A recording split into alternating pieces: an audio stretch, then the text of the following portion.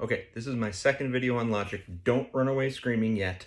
And if you have a moment, go back and watch the first one because it's labeled and it helps this one make more sense.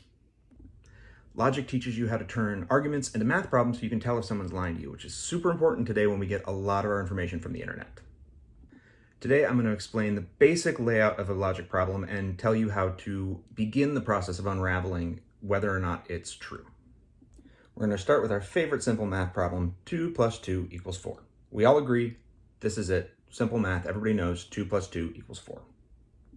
The reason this may not be quite as simple as it looks is that we all understand what 2 means and what plus means, and for that matter, what equals means.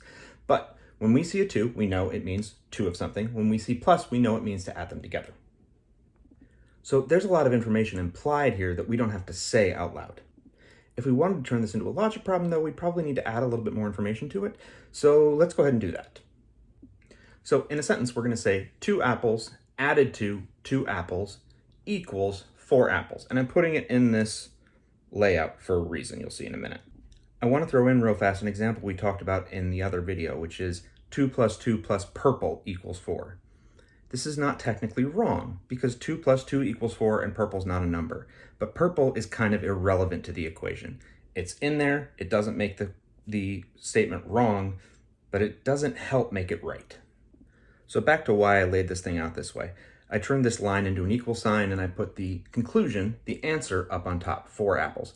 I like to think of these are called premises, as sort of the pillars holding up your conclusion.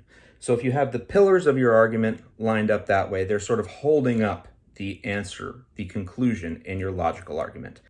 So we had 2 apples, we added 2 apples, those are our premises, and the conclusion is we now have 4 apples. I also like to visualize it this way because each of these premises is sort of load-bearing. If any of these load-bearing premises disappears, your conclusion can't hold up on its own. By contrast, if you add purple to the equation, it's there, it doesn't hurt anything, but it's not holding up the conclusion. It's not doing anything for your argument. So if it were to disappear, the argument doesn't fall down. I call it a non-load-bearing premise. It doesn't hurt anything by being there, but it also doesn't help anything. We're going to take a look at this in the real world, hopefully without these rolling off the table. Apple and apple. Okay, we have 2 apples. We're going to add 1. Can't see them. 2 apples. 2 apples plus 2 apples, we now have 4 apples. Our premises are that we had 2 apples right here, we added 2 apples right here, and we now have 4 apples right here. Our conclusion is we have 4 apples now that we've done that. So our conclusion, based on our premises, is a solid one because our load-bearing premises support our conclusion. Now, our load-bearing premises were that we had 2 apples, then we added 2 apples. If our load-bearing premises become incorrect, if we only add 1 apple, then our conclusion falls apart because we no longer have 4 apples because we didn't add 2 more apples. 2 plus 1 equals 3, not 4. Our conclusion collapses. But I can't add purple in real life, so I'm going to use a different non-load-bearing premise to demonstrate the point.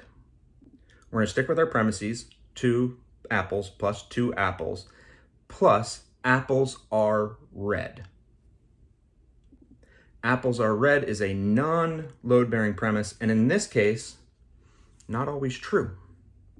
So we have our 2 apples. We're going to add 2 more apples.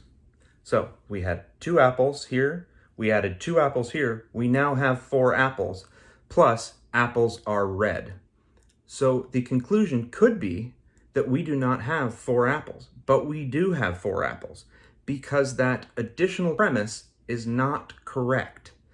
But it is also not load-bearing. So you can take that premise out without hurting your conclusion. Now let me try to show you how that works here.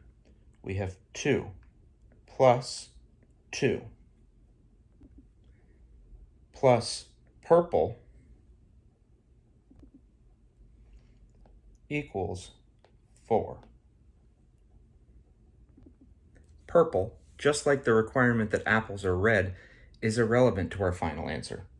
So our number 4 still stands up. If one of these pillars were to disappear, the 4 would fall down. So if instead of having 2 and 2, we had 2 and 1, it couldn't stand on its own.